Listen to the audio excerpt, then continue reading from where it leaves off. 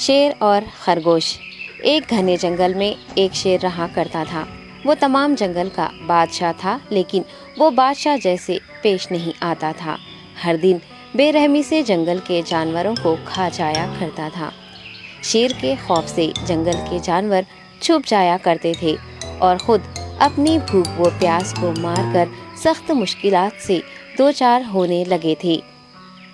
اس طرح کچھ دن بعد جنگل کے تمام جانور ایک مقام پر جمع ہوئے اور شیر کے شر سے محفوظ رہنے کے لیے سب مل کر رائے مشورہ کرنے لگے۔ سب نے اپنی اپنی بات رکھی اور آخر میں ایک گیدڑ نے کہا، میرا خیال ہے کہ ہم روز شیر کے ہاتھوں مرنے کے بجائے ہم خود ایک بار شیر کے پاس چلے جائیں۔ اس طرح روزانہ شیر کسی ایک کو کھا لے گا اور ہم سب اپنی اپنی باری سے چلے جائیں گے اور بلا خوف و ڈر سکون سے زندگی گزاریں گے۔ گیدڑ کے مشورے پہ تمام جانور رضامند ہو گئے۔ ایک بندر نے کہا، ٹھیک ہے، تمہاری بات بالکل درست ہے۔ موت کا خوف کرنے کے بجائے اپنی باری آنے تک ہم اطمینان و سکون کی زندگی گزار سکیں گے۔ جانوروں کی بات چیت مکمل ہونے کے بعد خود گیدڑ نے شیر کے پاس جا کر یہ ساری بات بتائی۔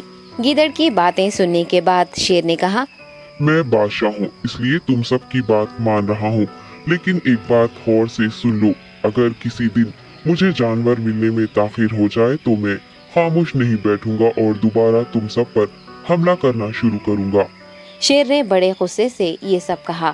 شیر کی باتیں سن کر گیدڑ نے سر ہلاتے ہوئے حامی بھر دی اور وہاں سے چلا گیا۔ اس دن کے بعد ایک ایک جانور بلا ناغہ اپنی اپنی باری کے مطابق شیر کے پاس جانے لگے اور شیر سکون سے اپنے پاس آنے والے جانوروں کو مار کر اپنی بھوک مٹانے لگا۔ یہ معاملہ ایسے ہی چل رہا تھا اور ایک دن شیر کے پاس جانے کی باری ایک خرگوش کی آئی۔ وہ خرگوش بہت ہی ہوشیار تھا۔ اسے شیر کے پاس جانا منظور نہیں تھا اور اس نے اپنے ساتھی جانوروں کو بے رحمی سے مارنے والے شیر کو سبق سکھانے کی ٹھان لی اور ایک اچھی تدبیر نکال کر آہستہ آہستہ شیر کی گفا کے پاس پہنچ گیا۔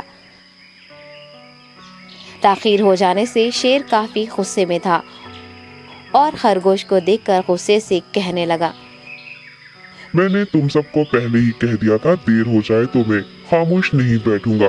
تم نے وعدہ خلافی کی ہے، اس لیے میں جنگل جا کر من چاہے جانور کا شکار کر کھا جاؤں گا۔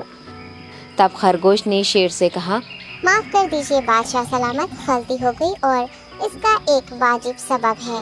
اطمینان رکھیے، میں بیان کرتا ہوں، آپ سنیے اور اس کے بعد آپ آرام سے مجھے مار کر کھا لیں۔ شیر نے پھر غصے سے کہا، وہ کیا بات ہے، جلدی بتاؤ۔ خرگوش نے کہا، بادشاہ سلامت، میں آپ کے پاس آ رہا تھا اور راستے میں مجھے ایک شیر مل گیا اور مجھے مارنے کے لیے آگے بڑھنے لگا۔ میں نے آپ کی بہادری کی بات اس شیر کے سامنے رکھی، لیکن وہ شیر آپ کے بارے میں بہت برا بھلا کہنے لگا۔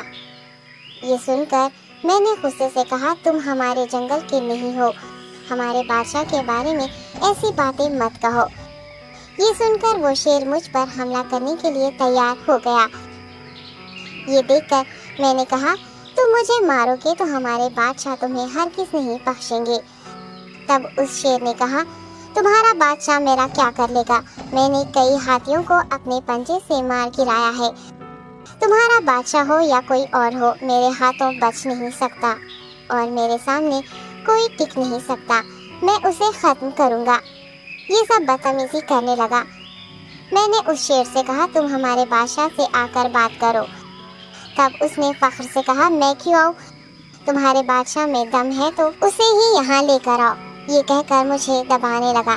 بادشاہ سلامت، اسی لیے آنے میں تاخیر ہو گئی۔ یہ سنتے ہی شیر غصے سے کہنے لگا، چلو ابھی چلتے ہیں، اسے ختم کر دوں گا۔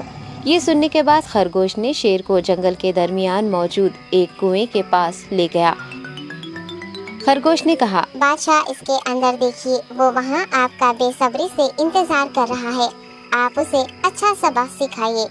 شیر غصے سے فوراً کنویں میں جھانکنے لگا اور زور سے دہاڑنے لگا۔ تب دوسری جانب سے بھی دوسرا شیر دہاڑتا ہوا محسوس ہونے